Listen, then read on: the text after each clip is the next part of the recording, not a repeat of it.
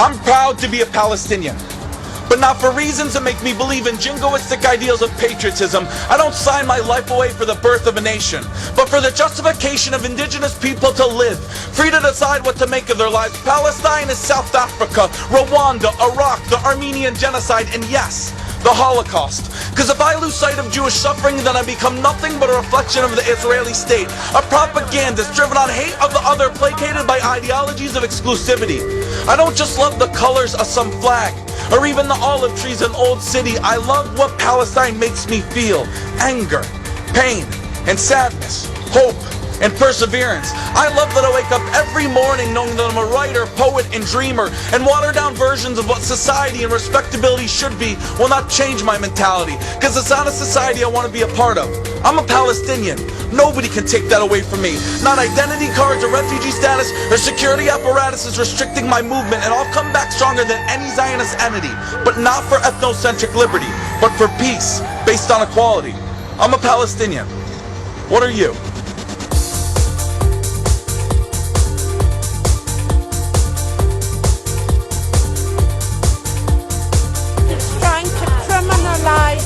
The commemoration of the Nakba in Israel, and for Palestinians this is the equivalent of what Holocaust denial is for Jewish people. It's denial of their own suffering, and it's a disgrace. Surely these kinds of racists should not be allowed in our country. If we stand against racism, if we stand for equality, we shouldn't be allowing these people through our borders. It may seem hard to believe for some, but the unconditional support for Israel is being challenged here in Washington. The political and societal discontent stems from the ongoing siege of Gaza, now entering its third year, and the international concerns surrounding the aftermath of Israel's cash flood, which killed over 1,400 Palestinians and 13 Israelis. Those children deserve someone to ask why they died. The Goldstone report intensified Gaza's debate after violations by both parties of the war were overwhelmed by Israel's overt force. The boldest statement, however, came from a letter to the White House, endorsed by 57 members of Congress, urging President Obama to pressure Israel and Egypt to open Gaza's border and ease the devastating humanitarian crisis. The letter sent to President Obama warned the humanitarian and political consequences of a continual near blockade would be disastrous, and listed a number of grievances the Obama administration must address and settle with Israel as the U.S. pursues ambitious peace negotiations. Unheard of almost, because the Zionist, pro-Zionist, pro-Israeli position has been so dominating inside the U.S. Congress that no congressperson dared in the past, or very few dared in the past, to speak up against Israelis' crimes against humanity. The Gaza letter to President Obama quickly generated a massive online response from national and international coalitions working to break the siege.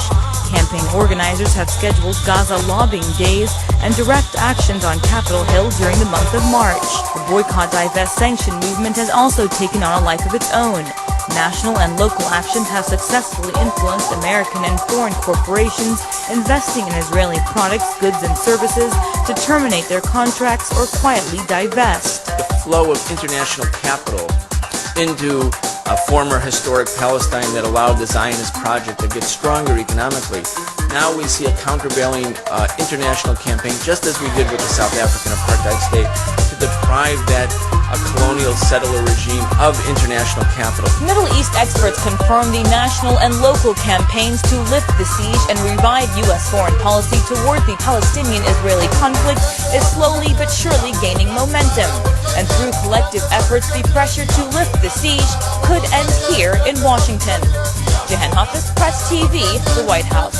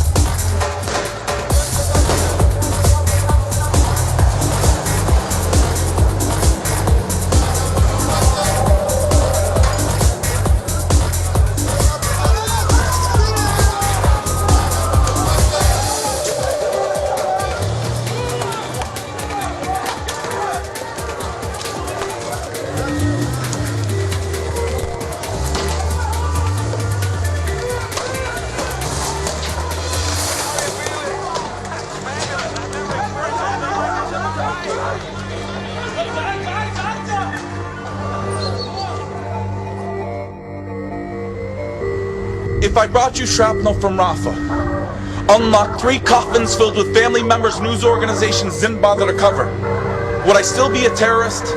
Or could I be a witness, just a victim of post-traumatic stress disorder? Because that's why I resist. Not because of some intrinsic hate of European, now Israeli, now colonized, now marginalized values.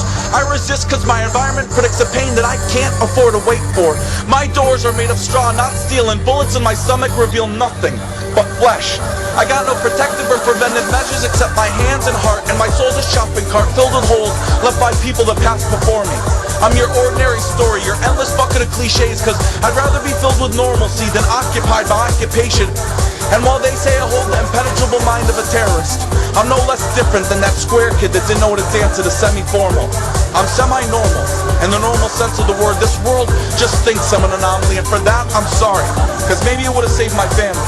So no, I have no use for a country. I have no use for identity. I only have use for memories that came before graveyards and condolences and assurances of a better tomorrow.